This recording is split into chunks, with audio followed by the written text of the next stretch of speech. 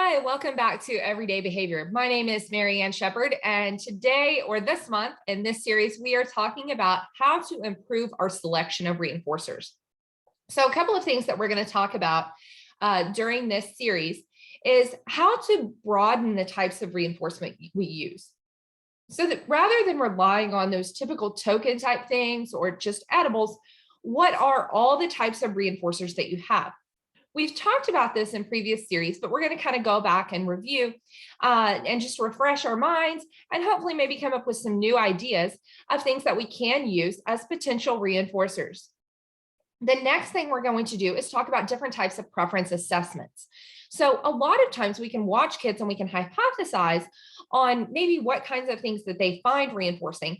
But there are some specific types of assessments that have been designed that allow us to evaluate using data collection, which we know is important for ABA, using that data collection to really see what right now is their most powerful reinforcer, or what are they most preferring. That's not grammatically correct, but what do they prefer the most?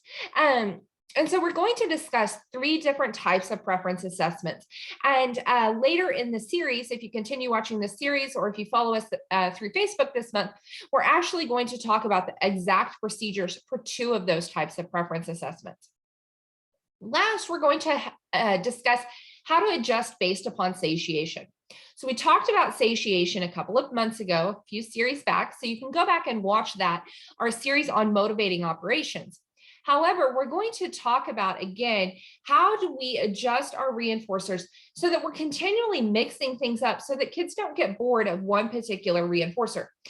Preference assessments are great, but unfortunately, just like sometimes we get bored with a particular snack and we maybe are craving something different when it comes to snacks, or we find ourselves getting bored with a specific activity, kids also satiate on specific toys or snacks or other activities because their development is changing so much.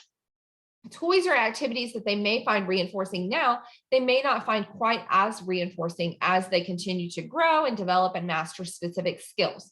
So how do we adjust based on that? So those are the things that we're going to talk about this month. And so how do we incorporate all of those things? This is one of our printouts that we have for this month. You can find this on our website, or you can find it on Facebook. I encourage you to print this out and to hang up next to wherever you work so that you can continually remind yourselves, how can I vary the reinforcement if we're kind of getting bored with one type of reinforcement, or it's costly, or maybe we run out of something, or a toy breaks? How can we vary that up? Also, can I do another type of assessment, or how can I adjust? So keep this as a little reminder hanging up in your workspace. Have an excellent day. As with all of our videos, this was created in a partnership with the Oklahoma State Department of Education.